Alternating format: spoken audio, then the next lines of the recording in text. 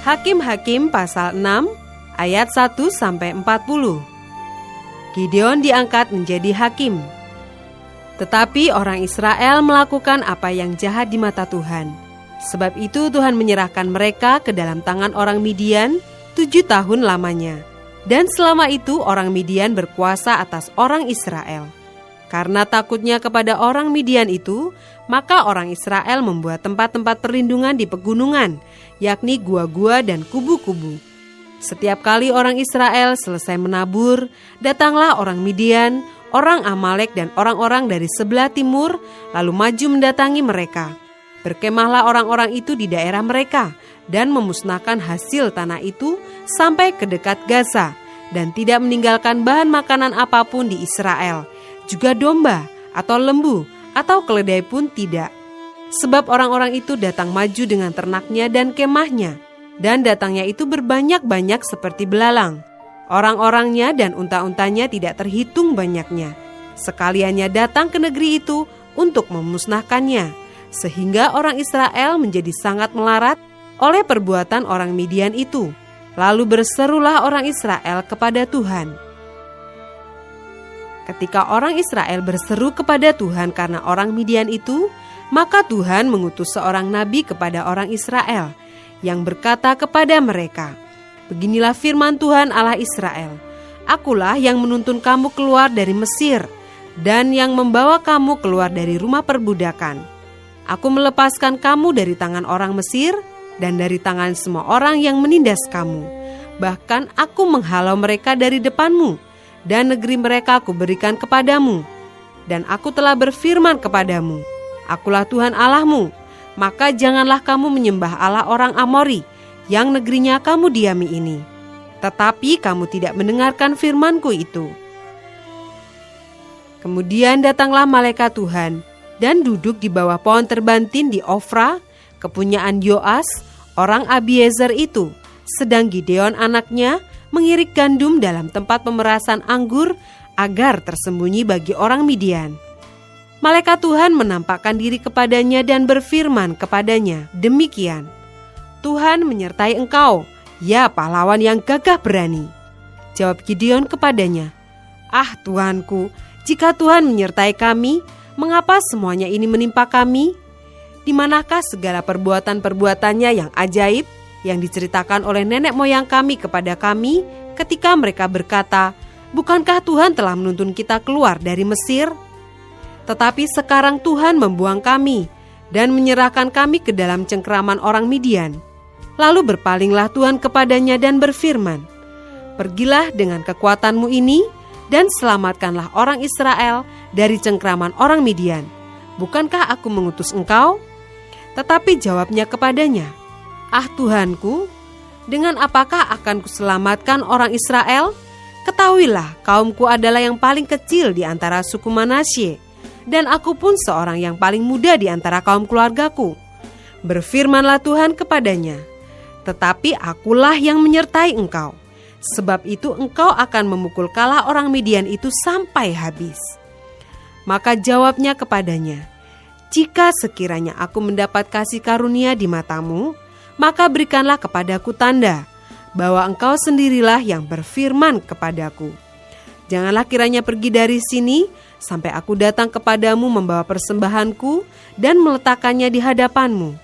Firman-Nya, aku akan tinggal sampai engkau kembali." Masuklah Gideon ke dalam, lalu mengolah seekor anak kambing dan roti yang tidak beragi dari seeva tepung. Ditaruhnya daging itu ke dalam bakul dan kuahnya ke dalam periuk. Dibawanya itu kepadanya ke bawah pohon terbantin, lalu disuguhkannya. Berfirmanlah malaikat Allah kepadanya, "Ambillah daging dan roti yang tidak beragi itu, letakkanlah ke atas batu itu, dan curahkan kuahnya." Maka diperbuatnya demikian. Dan malaikat Tuhan mengulurkan tongkat yang ada di tangannya. Dengan ujungnya disinggungnya daging dan roti itu. Maka timbullah api dari batu itu dan memakan habis daging dan roti itu. Kemudian hilanglah malaikat Tuhan dari pandangannya. Maka tahulah Gideon bahwa itulah malaikat Tuhan. Lalu katanya, "Celakalah aku, Tuhanku Allah." sebab memang telah kulihat malaikat Tuhan dengan berhadapan muka. Tetapi berfirmanlah Tuhan kepadanya, selamatlah engkau, jangan takut, engkau tidak akan mati. Lalu Gideon mendirikan mezbah di sana bagi Tuhan dan menamainya Tuhan itu keselamatan. Mezbah itu masih ada sampai sekarang di Ofra, kota orang Abiezer. Pada malam itu juga Tuhan berfirman kepadanya, ambillah seekor lembu jantan kepunyaan ayahmu, yakni lembu jantan yang kedua, berumur 7 tahun. Runtuhkanlah mezbah Baal kepunyaan ayahmu dan tebanglah tiang berhala yang di dekatnya. Kemudian dirikanlah mezbah bagi Tuhan Allahmu di atas kubu pertahanan ini dengan disusun baik. Lalu ambillah lembu jantan yang kedua dan persembahkanlah korban bakaran dengan kayu tiang berhala yang akan kau tebang itu. Kemudian Gideon membawa 10 orang hambanya dan diperbuatnyalah seperti yang difirmankan Tuhan kepadanya. Tetapi karena ia takut kepada kaum keluarganya dan kepada orang-orang kota itu untuk melakukan hal itu pada waktu siang, maka dilakukannya pada waktu malam.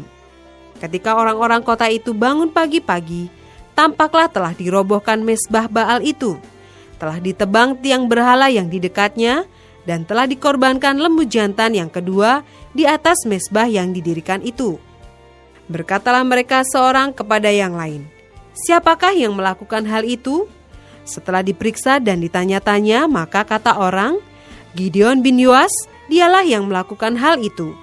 Sesudah itu berkatalah orang-orang kota itu kepada Yoas, bawalah anakmu itu keluar, dia harus mati, karena ia telah merobohkan mezbah Baal dan karena ia telah menebang tiang berhala yang di dekatnya.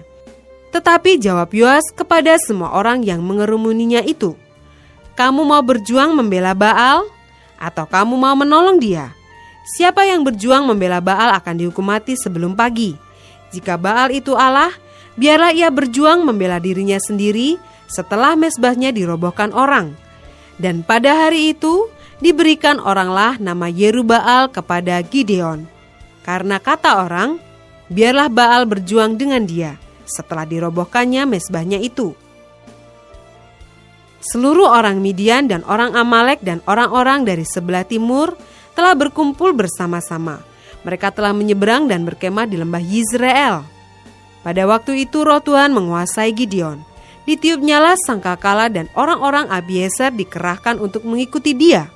Juga dikirimnya pesan kepada seluruh suku Manasye, dan orang-orang ini pun dikerahkan untuk mengikuti dia. Dikirimnya pula pesan kepada suku Asyer, Sebulon dan Naftali, dan orang-orang ini pun maju untuk menggabungkan diri dengan mereka. Kemudian berkatalah Gideon kepada Allah, jika engkau mau menyelamatkan orang Israel dengan perantaraanku, seperti yang kau firmankan itu, maka aku membentangkan guntingan bulu domba di tempat pengirikan. Apabila hanya di atas guntingan bulu itu ada embun, tetapi seluruh tanah di situ tinggal kering, maka taulah aku bahwa engkau mau menyelamatkan orang Israel dengan perantaraanku seperti yang kau firmankan. Dan demikianlah terjadi, sebab keesokan harinya pagi-pagi ia bangun, dipulasnya guntingan bulu itu dan diperasnya air embun dari guntingan bulu itu, secawan penuh air. Lalu berkatalah Gideon kepada Allah, janganlah kiranya murkamu bangkit terhadap aku, apabila aku berkata lagi, sekali ini saja. Biarkanlah aku 1 kali lagi saja mengambil percobaan dengan guntingan bulu itu, sekiranya yang kering hanya guntingan bulu itu, dan di atas seluruh tanah itu ada embun. Dan demikianlah diperbuat Allah pada malam itu, sebab hanya guntingan bulu itu yang kering, dan di atas seluruh tanah itu ada embun.